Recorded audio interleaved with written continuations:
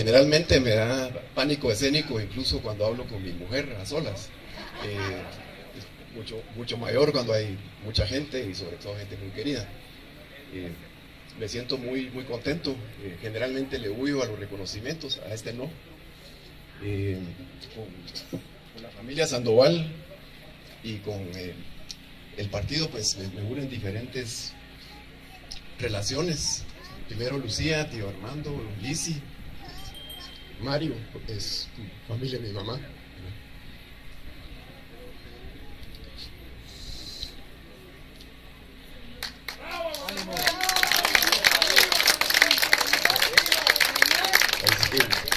Poca gente amó a mi mamá, como Lucía, Lisi y el tío Armando. Incluso cuando murió mi abuela, la llevaron a consentirla 6 meses a España, según recuerdo. Después, pues, comentarles, pues, al final soy oriental también, ¿verdad? Somos de remicheros todos. Y siempre los Zamora fueron parte del MLN. Mi abuelo Rubén Zamora, mi tío abuelo Carlos Zamora estuvieron presos en tiempos de Arbenz, estuvieron en la penitenciaría, los torturaron también. Lograron huir y vivieron en la finca en Rabanales, ahí en una cueva, les llevaban como dicen en las fincas, su bastimento, ¿verdad? Entonces, de alguna manera, pues siempre hemos estado vinculados y, aunque en diferentes campos, también Clemente luchó mucho por la libertad, por el mercado, por la competencia. Extrañamente, creo que tanto Mario, el MLN, como la hora, mi abuelo, fuimos en algún momento, pues, a pesar de la defensa de la libertad, pues, abandonados en momentos claves cuando ya no fuimos necesarios por el sector privado más grande y poderoso, ¿verdad? Que en momentos de crisis, pues, siempre se acercan y, sin embargo, a la hora en que uno lo necesita, pues, no saben corresponder. Pero siempre hay que seguir adelante, así que jamás hay que retroceder. Y quisiera compartirles un poquito, muy rápidamente, lo que significa mi trabajo y el trabajo de la prensa independiente. El desafío fundamental de un medio de comunicación independiente es limitarse a decir la verdad, a expresar las cosas como son, desde todos los ángulos y puntos de vista, sin editoriales solapados, ni manipular las noticias, sin sesgos de ninguna naturaleza. Aparentemente es fácil, sin embargo representa una tarea difícil y compleja, e incluso en ciertos momentos un desafío francamente descomunal. Son innumerables y recurrentes los intentos de poner a la prensa y los periodistas al servicio de una causa, una ideología, un ideal, un interés o un gobierno, siempre que estos intentos, por nobles y sublimes que parezcan, tienen un fin parecido: someter y amarrar a la prensa y a los periodistas. No importan los elevados ideales, las altísimas razones que se utilizan como argumento para cooptar o neutralizar a la prensa. La única intención esencial es que se haga propaganda a través de los medios o apología de prácticas políticas que más temprano que tarde terminan por convertirse en repugnantes.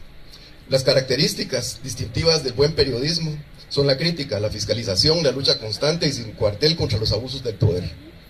Más aún en países como Guatemala, en donde los peligros de abusos de los poderes establecidos se ven exacerbados debido a la ausencia de controles, balances y contrapesos institucionales que permitan a la ciudadanía, como es usual en los países desarrollados, civilizados y más decentes, fiscalizar las acciones del Estado.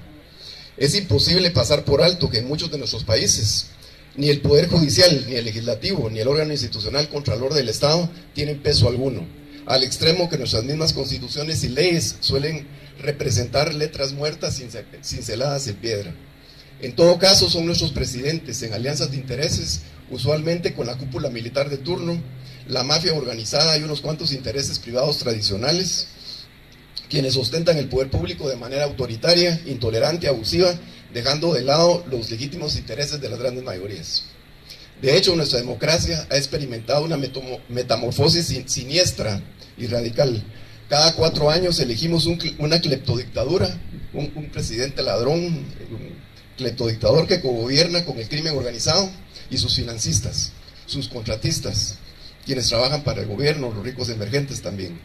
A la luz de esta dramática realidad resulta evidente la importancia capital de que la prensa juegue un rol agresivo de pequeño contrapoder de los grandes poderes. La sociedad y los poderes tradicionales tratan de manera recurrente de exigir la redefinición del papel de la prensa y de los periodistas, de replantear lo que a su criterio significa la médula de una buena práctica periodística.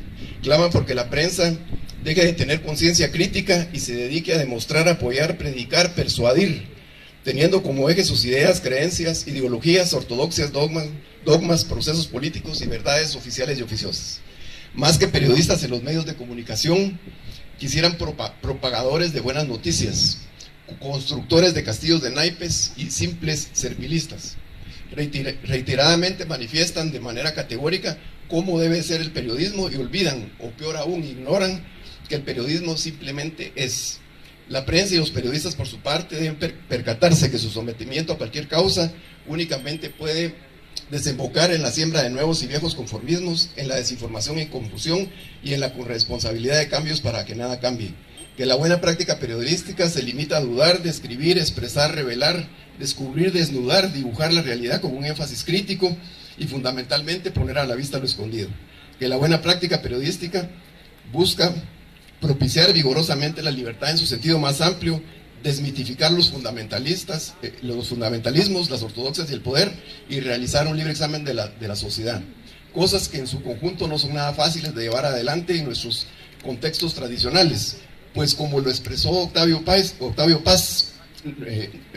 premio Nobel mexicano, nuestras élites jamás han hecho suyas ni la democracia, ni la libertad, ni la tolerancia, ni el mercado, ni la competencia, menos aún el respeto al Estado de Derecho, y más bien sus auténticas afinidades políticas, morales e intelectuales han estado siempre con el autoritarismo, el corporativismo político, el mercantilismo económico, el verticalismo y la intolerancia. Asimismo, nuestras élites suelen poseer doble moral, lo que se traduce en que están convencidas de que sus amigos y partidarios pueden hacer lo que se les venga en gana sin restricción ni castigo, mientras que a sus enemigos se les debe aplicar rigurosamente la ley. Como decía Porfirio Díaz, a mis amigos lo que quieran, a mis enemigos la ley. Por último, nuestras élites, al sentirse agredidas, fundamentalmente las políticas y militares, consideran legítimo responder reprimiendo por medio de cualquiera de sus múltiples manifestaciones a sus opositores, críticos y fiscalizadores sin mayores remordimientos. Desde el asesinato convencional hasta el asesinato moral, boicot comerciales, campañas de descrédito, difamación, acciones de represión psicológica preventiva, secuestros, chantajes, terrorismo de Estado, cárcel, exilio e incluso la vulgar compra de voluntades. Además de poder verlos y de sentirme muy contento del reconocimiento, me siento feliz también de ver a Lepo, tenía años de no verlo. Lepo es médico de los Marroquín, ¿verdad? De cabecera, entonces es otro premio que recibo hoy. Así que muchas gracias a todos.